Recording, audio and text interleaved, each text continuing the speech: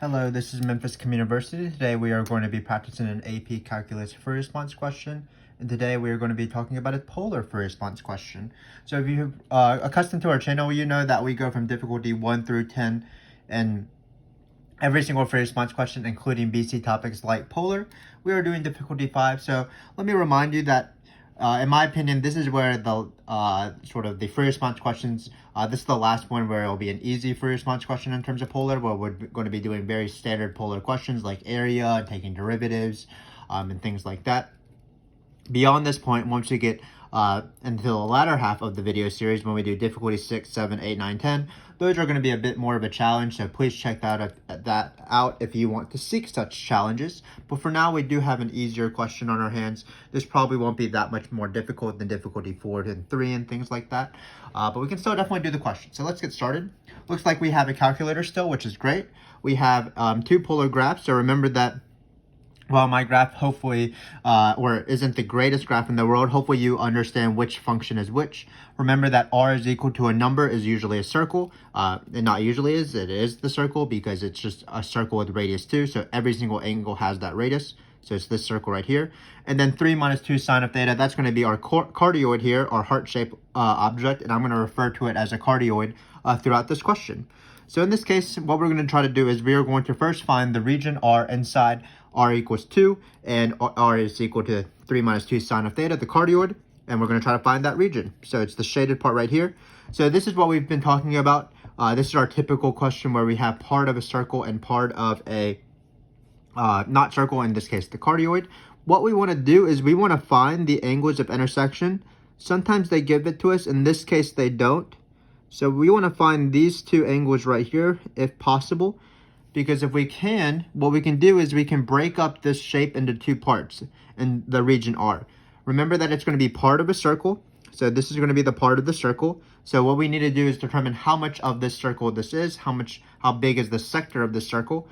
And then we will find the area of the smaller part, sort of the tip of the heart, if you can say that, right here. Notice that this region that I'm shading right now, that outer boundary is going to be the region of the cardioid. So we just need to, we'll use our integral formula for this part, and then we're going to add the answer. So again, what we're going to do is we're going to find the Pac-Man shaped thing, the sector of the circle, by just using pi r squared. So that's this region right here as I'm outlining it. And then we're going to further find this region right here using the formula for the polar area. And why do we need to split it up? Because over here, the outer boundary is the cardioid. And then over for the rest of the region, the outer boundary is the circle. So you have to split it up. So again, it's going to be two parts, areas. What we need to do, though, is we need to find these angles. In this case, they don't give us the angles. What we can do is we can use our trig knowledge and we can find some angles. So let's just do that. So if we have 2 and 3 minus 2 sine of theta, we're going to set 2 to be equal to 3 minus 2 sine of theta. We're going to get we're going to bring this to the other side, bring this over. So it looks like we're going to get 1 is equal to 2 sine of theta. So sine of theta is equal to 1/2. So what we have to think about in the unit circle is whose sine is equal to 1/2. And that's going to be pi over 6. Because notice when you have the angle pi over 6 or 30 degrees, this part is 1/2 and sine is the y value. Similarly, you'll have one on this side as well. This is going to be 5 pi over 6. So this is going to be 1/2 as well. So the sine of these two angles are 1/2. So these two angles, while they weren't given to us, must be pi over 6 and 5 pi over 6. So we can label them now. So once we have them, that's great. So again, this is how it works. If you wanted to, if you didn't know trigonometry, if you don't want to review the unit circle, you could obviously have typed this into a calculator. So we have our calculator Freddy here. He'll help us out later. But you could have just typed this in a calculator, type this graph, type the vertical, or not the vertical, the horizontal line y is equal to 2. And then your calculator could have told you these points as well. But again, it's nice to use trig because as a nice preview of the next two videos, those videos will be without calculator. So it's nice to know these trig values. But now that we know the trig values, we are ready to break up this region into two different parts. So let's do that. So it's the area, we're going to call it of the sector, meaning the Pac-Man shaped thing. And then we'll have another formula for the area, you can't see that, but the area of let's just call it the cardioid part. Again, it's just the sort of the tip of the heart. So this part right here that I'm outlining right now, it itself looks like a heart because these rays make it look like a heart. So for the sector, that's going to not be too bad. Again, it's going to be some proportion of a circle. So what proportion of the circle? Well, this circle is going to be radius 2. So it's pi r squared, so it's 4 pi. And then we have to multiply by how much of the circle it is. I like to think about degrees or angles in this case. Notice this is pi over 6. Pi over 6 is the same thing as 30. This would be another pi over 6, so that'd be another 30. So 30 plus 30 is 60. Plus the entire semicircle on the bottom here, so that's 180. So 30 plus 30 plus 180, that's going to be 240. So it looks like we're going to have 240 over 360, meaning 2/3 of this circle. So it's going to be 2/3 times 4 pi. That's going to be 8 pi over 3. So we've seen this strategy again before. When you have these polar areas, we're breaking up into part of a circle and part of not a circle when you do the more complicated region. So again, now we're ready for the more complicated region. Remember that the polar area for these questions are 1/2 the integral of r squared. So we're just going to place this in there. And remember, the only hard part, it's just 1/2 r squared. The only hard part is to think about what the angles are. But in this case, the angles are going to be pretty easy. For this region right here, the angles are going from pi over 6 to 5 pi over 6. Another reason why we had to find these angles in the first place. So it's going to be pi over 6 and 5 pi over 6. So if you've seen our videos before, I believe that we've done a very similar question in the past. Just keep in mind that in that question, I think the angles were given to us. For this one in particular, we had to find them. But now that we are good to go, we are ready to find the answer because we have the area of the circle, sector, and then we have the area of the cardioid, and we're just going to add those two up. So let's bring out our calculator Freddy here. He is ready to go. Remember to be in radians, obviously, when you're doing any sort of AP calculus thing. So we're going down to integral, and then we are going to go pi over 6 to 5 pi over 6, because again, those are the angles. Then we are going to type in our function here. It's going to be 3 minus 2 sine of theta. Don't forget the squared. It's r squared. So sometimes when you're typing in a calculator, you might forget parts of the formula. So let's just be careful. So we're going to hit enter. Sorry, give me 1 second. Didn't put our dx at the end. You do need to put our dx. Looks like we're going to get this number right here. But remember that we do need to divide by 2 because that's part of the formula, 1/2 r squared. And we're not doing any sort of doubling arguments. We actually could have done some doubling arguments. We could have gone, for example, from pi over 6 to pi over 2. And then we would have doubled that, so the 2's would cancel to find this region right here just because it's symmetrical. But in this case, we're going for the entire region, pi over 6 to 5 pi over 6. So there's no doubling. So we're just going to divide by 2. And then finally, we're going to add 8 pi over 3. Because that's what the area of the sector is. So it's going to be plus 8 pi over 3. And looks like we're going to get 10.370 will be the entire area. So I don't know what this number is actually, but when you add the areas together, 8 pi over 3 plus this integral, it's going to be 10.370 as our final answer, as Freddy tells us. So again, a pretty standard polar free response question where we're breaking up this strange region into 2 parts. Part of a circle where we determine how much of the circle it is, so we're able to find that area. And then part of a not circle, in this case the cardioid.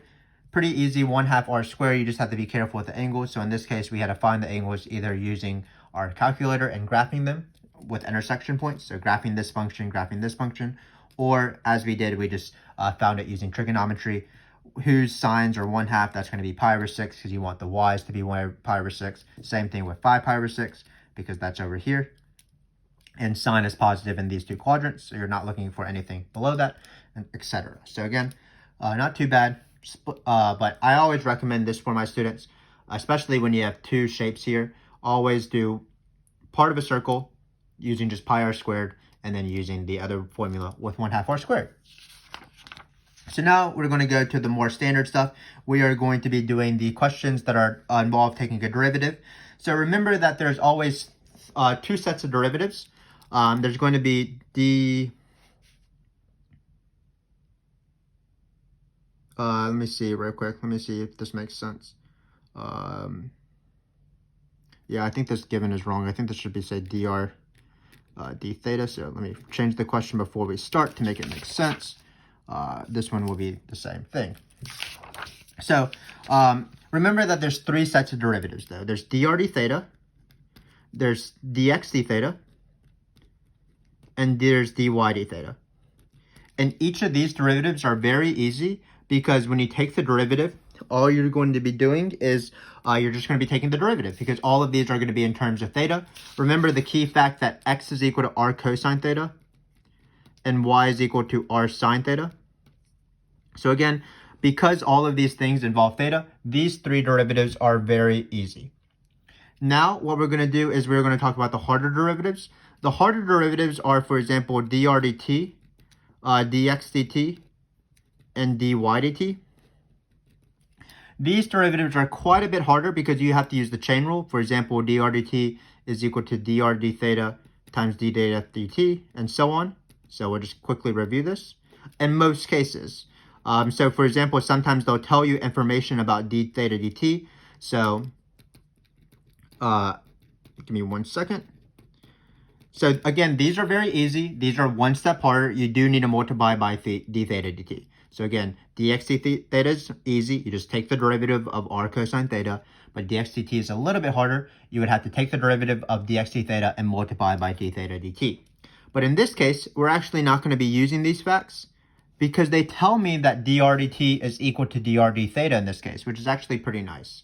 So again, this derivative is easy. The theta derivatives are easy. The t derivatives are slightly harder. You do need to multiply by d theta dt. But if they tell me the harder derivative is just equal to the easier derivative, then I'm done. I can just take this easier derivative and that'll be the answer. So again, if you've seen our videos, you know that we have been using this sort of chain rule argument in the past. But in this case, we can actually skip that. Just wanted to review it. But when we take these derivatives, we're only going to be taking these derivatives because these are the easy ones. And the harder derivatives, in this case, will be equal to the easier derivatives. Basically, this implies that d theta dt is equal to 1. So we have our information here. All we need to do is find dr dt. So that shouldn't be too bad. So again, what is dr d theta? And what is dr dt? In this case, they're equal. They're not equal in every single question. It's only because of this given. If we had to do a harder question, we would have to multiply by d theta dt. But in this case, all we have to do is plug in pi over 6. Remember that r is equal to this function right here, 3 minus 2 sine of theta. So all we're going to do is we're going to take the derivative of 3 minus 2 sine theta with a calculator. So it's going to be math. We're going down to derivative, and then we're going to hit x, and then it's going to be 3 minus 2 sine of x. We're going to close those parentheses, and then we're going to hit pi over 6. So we didn't have to do x is equal to r cosine theta or y equals r sine theta. We're just taking the derivative of theta. And we're going to get negative 1.732. And that's our answer. So again, this question we sort of lucked out on. It's pretty easy. It did ask us the harder set of derivatives, dr dt. But it told me dr dt was equal to dr d theta, which is the easier set of derivatives. So we only had to deal with that. We did not have to account for the chain rule in this case. They do want me to interpret the answer in the question. So remember that dr dt being negative means that the particle is getting closer to the origin. So the particle is moving closer to the origin at this time.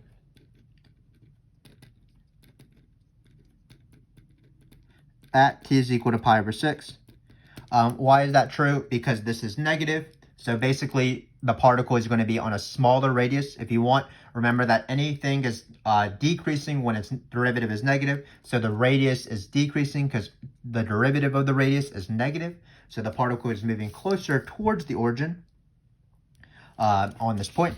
If it was positive, that means the particle would be moving away from the origin. So again, a pretty standard derivative question, actually easier than normal. It did ask for the harder derivatives, but we were actually able to do the easier derivatives because of this given equation. Similarly, in this next equation, it says same sort of thing.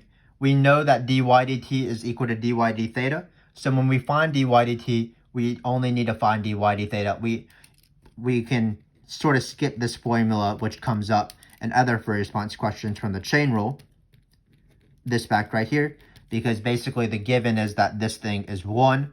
So in order to find this harder derivative, we can just find this easier derivative in this case. So that's what we're going to do.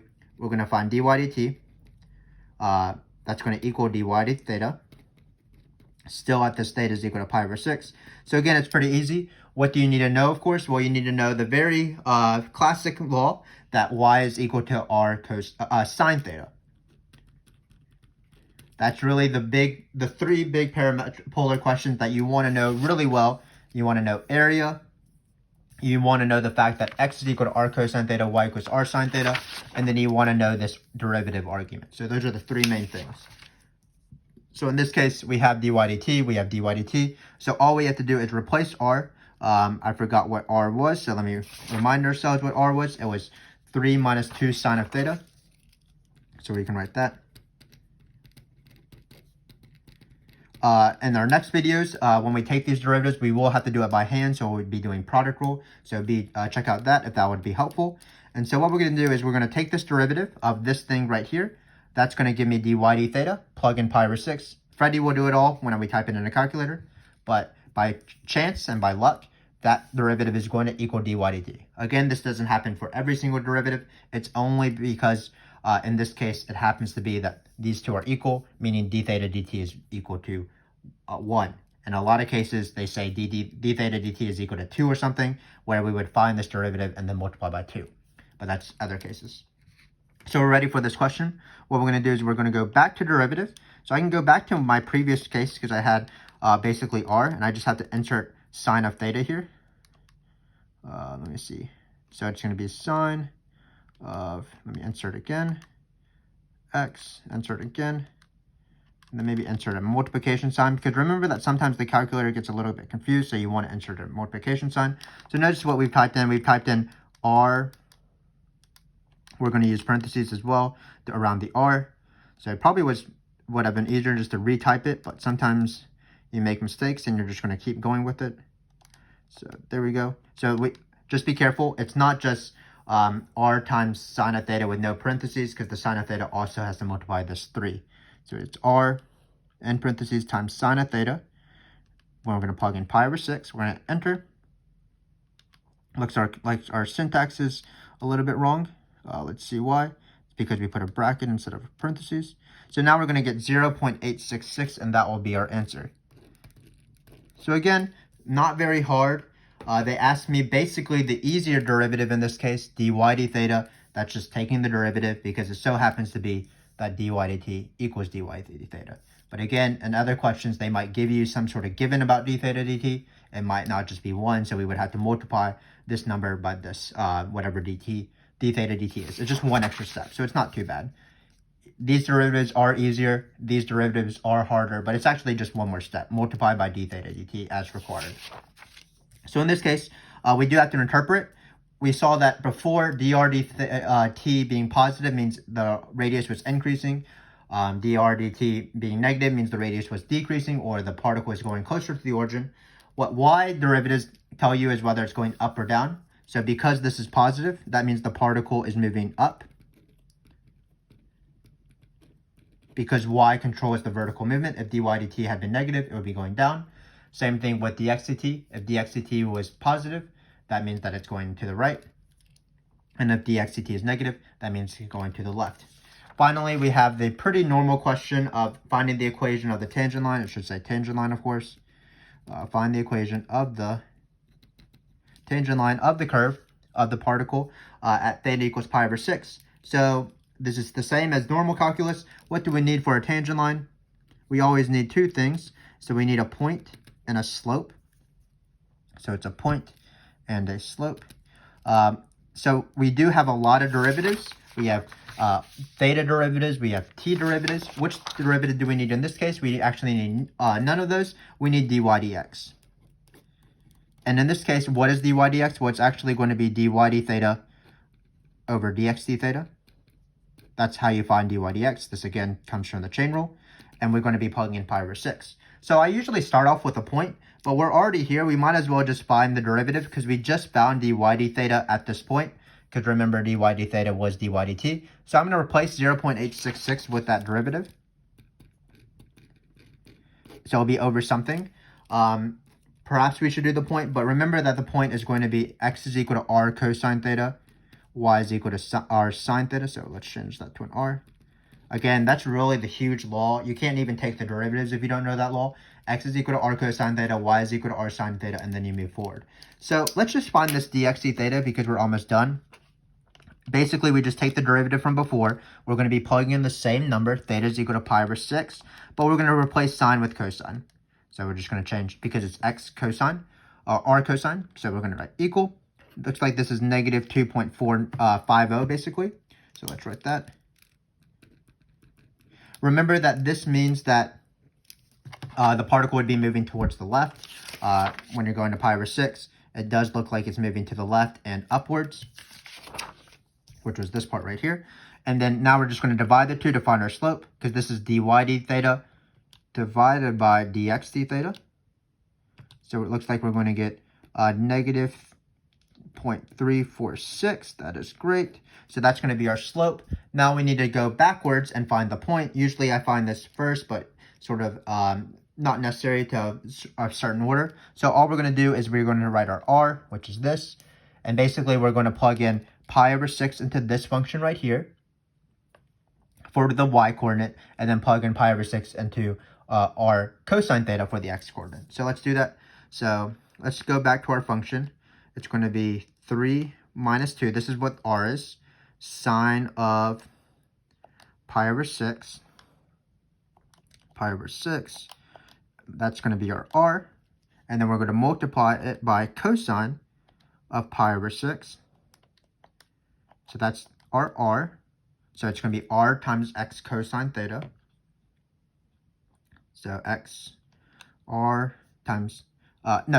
is equal to r cosine theta, so it's r times cosine theta. So it looks like our x point is going to be 1.732. And then oftentimes when you type one of the coordinates, it's easier to type in the second coordinate, because all you do is replace the cosine with sine. Now we're doing the y coordinate, that's just going to be 1. Perfectly fine with me. And then when we plug in pi over 6, let's just make sure. Sounds good. So now we are ready for the equation of the line, because this is how you do every single tangent line on the AP exam, whether it's in a graph Fourier response question, whether it's in a differential equation Fourier response question. You always find the point and the slope, where the slope is dy dx, or the derivative. In this case, dy dx was this over this. In this case, the point was r cosine theta, r sine theta. So this was the point. Maybe we should draw an arrow to it. And then we are ready for the line. So it's y minus 1 equals this number right here, negative 0.346 over x minus 1.732. And we are done. So let's just review quickly what we did. So we had a very typical Fourier response question throughout. We first found area by separating this region into part of a circle, meaning a sector, and part of the cardioid, the knot circle. For the circle part, we just determined how much of the circle it was. And for the cardioid part, what we did is we did the formula, 1/2 integral of r squared, with these angles that we found using trigonometry on the side. Then we found dr dt as well as dy dt. But in this case, even if we were dealing with the harder derivatives, they gave us nice givens that basically said this harder derivative, the one that you have to account for the chain rule, you actually don't have to in this case, because it's just it's equal to the easier derivative, the derivatives in terms of theta. So all we had to do basically was just take derivatives. Dr dt being negative means that the particle is moving closer. If dr dt had been positive, then it would be the particle would be moving away from the origin. Same thing for dy dt. Again, we had to just do this easier derivative, just dy d theta, because of this question. Keep in mind that when we had y is equal to r, we had to use the fact that y is equal to r sine of theta to do any of this stuff. So we had to use that law. This derivative being positive means the particle is moving up. Then we dealt with the last derivative, dy dx, which is just dy d theta over dx d theta. Dy dx being the slope of the tangent line, so that's why that was necessary. And then we found the point. To find the point, we wrote it out as r cosine theta, r sine theta, because that's what x comma y is. And then we just found our point, and then wrote the equation of the tangent line. And we were done. So hopefully this has been useful for you. You definitely want to be at this level. when you're taking a polar test, because oftentimes calculator is on the polar test.